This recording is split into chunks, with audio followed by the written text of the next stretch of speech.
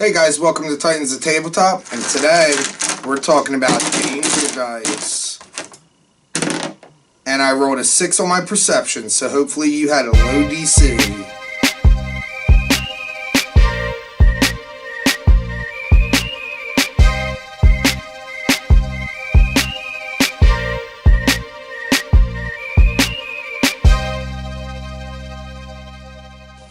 Hey guys, welcome back to Titans of Tabletop. I'm DM Dan, and today we're getting ready for Down and Dirty D&D. Now today, it's going to be our first video in our playlist called DM's Tips, where I'll be giving you certain tips to the DM of what you can do in your game, some stuff that I do in my game, and maybe it'll work out for you, and maybe you like these mechanics and you want to use them. So today, as I said, we're talking about danger dice. Now, what is danger dice? Well, if you guys watch Drunkens and Dragons, you may have seen one of his videos, and I'll put a link in the description below. You see the video where he talks about something similar. So that's where I got the idea. I've incorporated it in my game now for quite some time since his video came out, which was maybe over a year now. So, what is danger dice? Well, say your wizard shoots at an enemy with his fireball and he completely misses. Well, it's not just going to dissipate when it misses. It's got to hit something. So maybe there's something flammable in the room. And that's one instance of danger dice, is the fires. So what I usually do is I take a D6 and let's see here. I use I don't see the D6 in here. Oh yeah, here it is. I have these fire dice, which are kind of like fire colors. I don't know if you guys can see that. So I use that for my fire dice, and what I'll do is I'll take a D6 and I'll roll it, and see, now I rolled a 5. Now that's a bad fire. Okay, so they only got, a turn or two to get out of there. It's really started, or to put it out, it really started a really heavy fire. And then I'll put this dice where everybody can see it. Usually I use the clear dice containers that these come in, and I'll put it on top, so they know that it's a danger dice. And then depending upon if they put part of the fire out, I'll tick this down to like a 3. If they put part of the fire out, that way they have more time to either put it out or escape. So things like that. That's the fire dice version of danger die. Another thing I use my danger die type mechanic is when resting. Your players might go into a dungeon and start shooting fireballs and magic missiles and using all their cool abilities right off the bat, and they're only fighting a few, kobolds or something. And then all of a sudden they're like, oh, well, why don't we rest before we move on? And it's like, well, you're in the middle of a dungeon. You're in the first floor. You didn't even pass the first floor yet. So what I like to do is I'll set a DC for their rest. And I let my players know this. I say, well, you can rest right now, but, if they're in the beginning of the dungeon and they're resting already, I'm going to set the DC at like 20.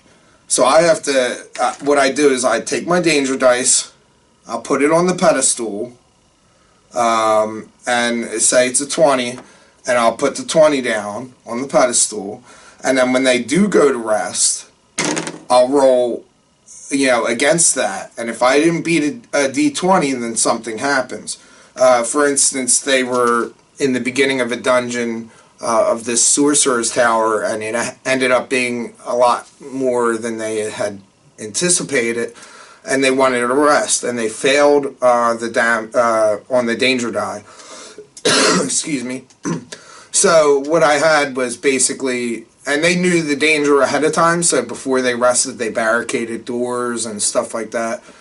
So they only, even though they wanted to get a long rest in, they were only able, because of that fail, to get a short rest, A, and B, lots of enemies trying to break into their location, so they had to set up like a kind of a defensive thing going on. And basically the first time they cleared the first floor before the rest, a lot of those enemies were almost back because they had come.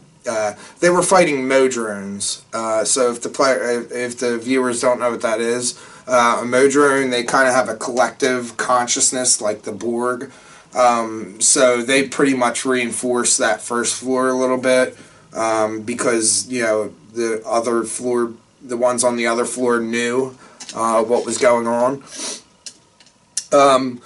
So that's another way to use danger dice, is for resting and controlling the rest of your players, because you don't want them to just be like, oh yeah, I used all my cool abilities, now I'm going to rest and I'm going to make this dungeon my bitch. I'm just going to keep going. I'm going to rest, keep going, rest, keep going, and they use their cool abilities maybe, 20 times throughout the dungeon, and it's like the boss is like quivering in a corner. You don't want that.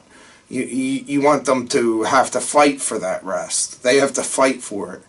Secure locations and stuff like that. So, in fact, even with them barricading that door, if they do something like that, your players, maybe you lower the DC because they've thought of barricading doors and stuff like that. So, something to think about.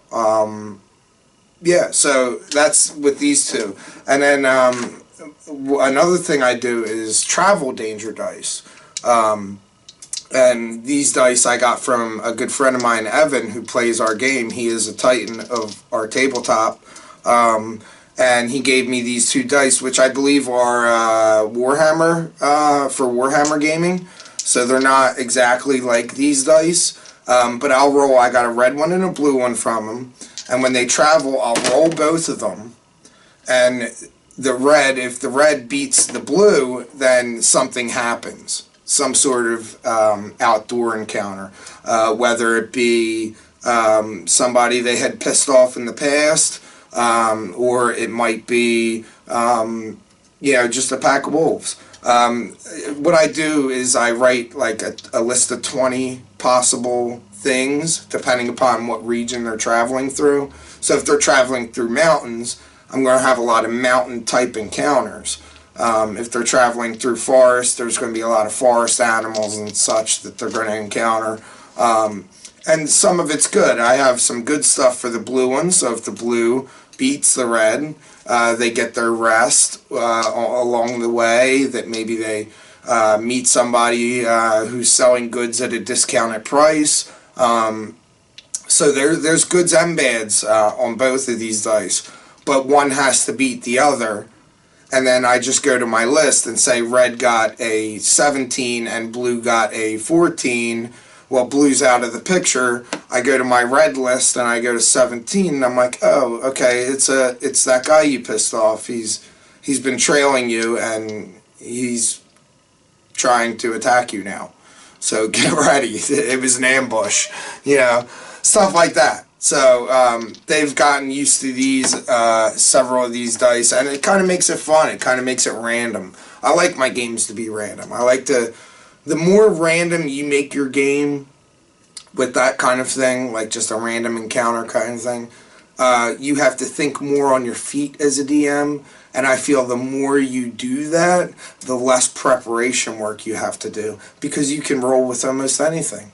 So that's basically the danger dice right there. You got fire. That would work with any kind of thing too, the fire section, any kind of element. Maybe the wind is terrible and it's blowing. You have a green dice and you roll a green d6 for the wind, or you have a blue dice and you roll the blue one for some sort of flooding. So you could do that for any kind of elemental. And again, the rest, control those rests with your players, because they try to, I don't know about you guys, but my players try to use all their cool abilities and rest, and I try not to let that happen. I try to make them fight for it. So yeah, let me know what you guys think about this, the danger dice. Do you guys already use it because you follow Drunkens and Dragons and have incorporated some sort of similar technique? Or do you not use it at all, never heard about it, and you think it's interesting? Let me know in the comments below. Also, don't forget to like this video if you liked it. And if you want to go a step further, please share and subscribe. Let's get the word out there, because more subscribers, more shares, more likes is only going to make me make more videos, because it'll always be a progression. So and don't forget also to join our Facebook group. I'd like to see some things you guys are working on with your crafts for your tabletop or any other D&D talk. If you guys have a question about certain mechanics, or you guys have an idea about a mechanic that you use in your game, I'd love to hear about it.